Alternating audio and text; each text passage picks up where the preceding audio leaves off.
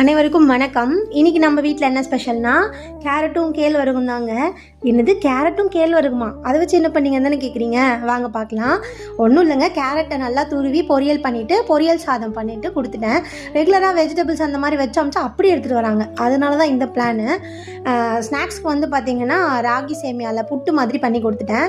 இது ஒன்றும் ரொம்ப கஷ்டம் இல்லைங்க. ஒரு 5 மினிட்ஸ் ஊற போட்டுட்டு ஒரு 10 மினிட்ஸ் இட்லி குண்டானில் வேக வச்சுட்டு கொஞ்சம் தேங்காய் பூவு, நெய், கொஞ்சம் நாட்டு சக்கரை இதை போட்டு நல்லா மிக்ஸ் பண்ணி கொடுத்தோம்னா அது ஸ்நாக்ஸுக்கு சூப்பராக இருக்கும். உண்மையாக டேஸ்ட் நல்லா இருந்ததுங்க. மார்னிங் டிஃபனுக்கு வந்து ராகி தோசை தான் பண்ணியிருந்தேன். முதல்ல எனக்கு இந்த தோசை நல்லா வருமானு ஒரு டவுட்டு. நல்லா வந்துருச்சு. டேஸ்ட் எப்படி இருக்குமோன்றது அடுத்த டவுட்டு. டேஸ்ட்டும் அடி தூளாக இருந்ததுங்க. அதுக்கு மெயின் காரணம் வந்து அந்த தேங்காய் சட்னி தாங்க. ராகி தோசைக்கும் தேங்காய் சட்னியும் செம காம்பினேஷன். பசங்களும் நல்லா விருப்பப்பட்டு சாப்பிட்டாங்க.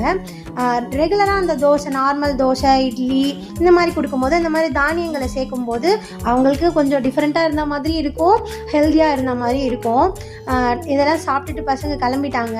ரெகுலராக தம்பி நிறைய ஃபோன் பார்க்குறாங்க. ஒரு 2 டேஸ்க்கு முன்னாடி வந்து அவங்க கிளாஸ் மிஸ் வந்து ஃபோன் பார்க்கக்கூடாது, ஃபோன் பார்த்தா வந்து படிக்கும்போது கண்ணு சரியாக தெரியாமல் போயிடும் அப்படின்னு சொல்லி அனுப்பியிருக்காங்க. இந்த 2 டேஸாக நீங்கள் சொன்னால் நம்புவீங்களான்னு தெரில, அவன் ஃபோனே எடுக்கலை. நம்மலாம் வீட்டில் இவ்வளோ பேர் இவ்வளோ தூரம் சொல்லியிருப்போம், ஆனால் அவன் எதுவுமே கேட்டுக்கிட்டது கிடையாது. ஆனால் அவன் கிளாஸ் மிஸ் சொன்னோடனே அதை கேட்டுக்கிட்டான். ரொம்ப ஹாப்பி தான். தேங்க்ஸ் ஃபார் வாட்சிங் அண்ட் ப்ளீஸ் சப்ஸ்கிரைப் பண்ணாதவங்க சப்ஸ்கிரைப் பண்ணுங்கள்.